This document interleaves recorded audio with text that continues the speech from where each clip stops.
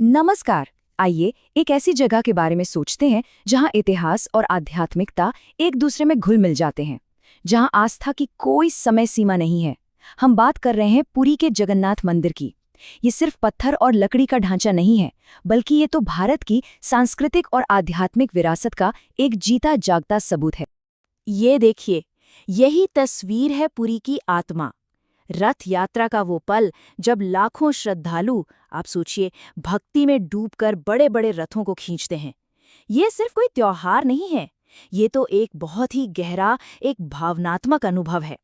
आंखों में आंसू और दिलों में बस आस्था। तो सवाल ये उठता है कि आखिर इस मंदिर में ऐसा क्या है कि इतनी गहरी, इतनी जबरदस्त भक्ति देखने को मिलती है।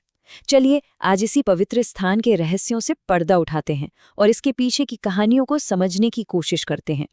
तो सबसे पहले रथ यात्रा है क्या, इसे समझते हैं। देखिए, ये एक सालाना उत्सव है, एक बहुत बड़ी यात्रा, जब भगवान जगन्नाथ अपने भाई बलभद्र और बहन सुभद्रा के साथ मंदिर के अंदर से निकलकर सीधे अपने भक्तों के बीच सड़कों पर आते हैं। और जानते, ये त्योहार ना सबको साथ लाने का एक बहुत ही खूबसूरत प्रतीक है। भगवान अपनी यात्रा में गुंडीचा मंदिर जाते हैं, जिसे उनकी मौसी का घर माना जाता है, और उन रथों की रस्सियों को खींचना वो अपने आप में भक्ति का एक बहुत बड़ा काम है। लेकिन सबसे खास बात क्या है? ये कि ये मौका सबके लिए है, हर किसी के लिए, चाहे कोई किसी भी धर्म या समुदाय से हो।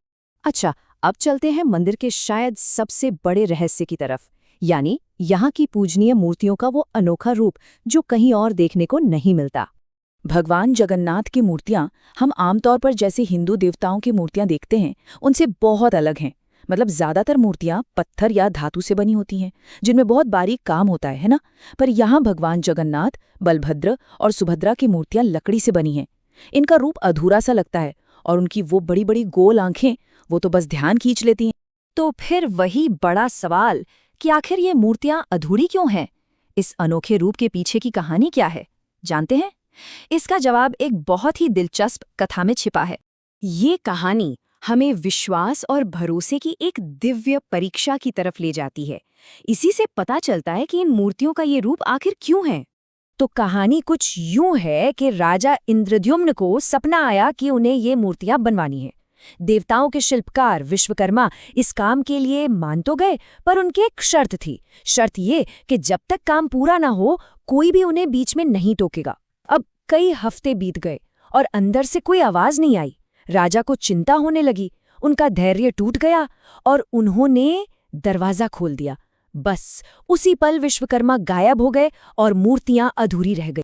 लेकिन तभी एक दिव्य आवाज ने राजा को यकीन दिलाया। उन्हें बताया गया कि ये रूप अपनी अधूरी हालत में ही पूरे हैं, पूजा के लिए ये बिल्कुल सही हैं। सोचिए कितना गहरा संदेश है इसमें, कि कभी-कभी जो चीज हमें अधूरी लगती है, उसमें भी एक अलग तरह की दिव्यता हो सकती है। तो ये तो थी दिव्य कथा। अब जरा इतिहास के पन्ने पलटते हैं और उस राजा के बारे में जानते हैं जिनकी दूरदृष्टि ने इस भव्य मंदिर की नींव रखी। ये मंदिर बनवाया था 12वीं सदी में पूर्वी गंगा राजवंश के राजा अनंतवर्मन चोडगंग देव ने। और उनका सपना सिर्फ एक मंदिर बनाने तक ही सीमित नहीं था, उनका विजन, उनका नजरिया इससे कहीं बड़ा था। देखिए, उनके कई लक्ष्य थे। एक तरफ वो आध्यात्मिकता के जरिए अपने पूरे राज्य को एक करना चाहते थे। दूसरी तरफ वो पुरी को वैष्णव धर्म का एक बड़ा केंद्र बनाना चाहते थे। और जो सबसे जरूरी बात है, उन्होंने स्थानीय आदिवासी परंपराओं को शास्त्रीय तरीकों के साथ मिला दिया, ताकि एक ऐसी जगह बने जो सबको अपनी लगे। जैसे इन देवताओं का लकड़ी से बना होना, जिसे दारू ब्रह्म भी कहते हैं, ये खुद आदिवासी पूजा पद्धतियों को एक सम्मान देता है। तो चलिए अब आगे बढ़ते हैं और देखते हैं कि कैसे सदियों तक एकता की ये विरासत आगे बढ़ी और कैसे ये मंदिर भक्ति का एक जीता जागता, एक पावरफुल केंद्र बन गया। समय के साथ साथ मंदिर का आध्यात्मिक असर भी बढ़ता गया। आदि शंकराचार्य ने यहाँ गोवर्धन मठ की स्थापना की, जिससे ये दर्शन का एक केंद्र बन गया। फिर रामानुजाचार्य और बाद में चैतन्य महाप्रभु जैसे महान संतों ने इसे भक्ति आंदोलन का दिल बना दिया। अब ये भक्ति आंदोलन था क्या? ये एक ऐसी लहर थी जिसका जोर ईश्वर के साथ एक पर्सनल, एक दिली रिश्ते पर था। और चैतन्य महाप्रभु के लिए तो भगवान जगन्नाथ सिर्फ देवता नहीं थे, वो साक्षात दिव्य प्रेम के अवतार थे। उनकी उस गहरी भक्ति ने मंदिर के पूरे माहौल को ही बदल कर रख दिया और पुरी को प्रेम और समर्पण का एक ऐसा केंद्र बना दिया जिसने न जाने कितने लोगों को प्रेरणा दी। और इस मंदिर की जो आध्यात्मिक ऊर्जा है ना, उसने कला, साहित्य और संगीत पर भी गहरा असर डाला। ओडिशी नृत्य के कई डांस, उनकी थीम सीधे भगवान जगन्नाथ की कहानियों से जुड़ी हैं। हमारे प्राचीन ग्रंथों जैसे स्कंद पुराण और ब्रह्म पुराण में मंदिर के बारे में विस्तार से लिखा गया है। और आज भी जो भजन वहां गूंजते हैं, उनमें उन्हीं भक्ति संतों की भावना महसूस होती है। 1000 साल, सोचिए, ये बहुत लंबा समय होता है। इतने सालों से ये मंदिर आस्था की एक ऐसी रोशनी बना हुआ है जो कभी नहीं बुझी। इसने न जाने कितनी पीढ़ियों को रास्ता दिखाया है और प्रेरणा दी है। तो आखिर में हम कह सकते हैं कि पुरी जगन्नाथ मंदिर एकता का एक बहुत ही मजबूत प्रतीक है। ये आदिवासी और शास्त्रीय परंपराओं को जोड़ता है, रथ यात्रा के दौरान हर किसी को एक साथ ले आता है और ब्रह्मांड के भगवान के रूप में ये हर सीमा से परे है।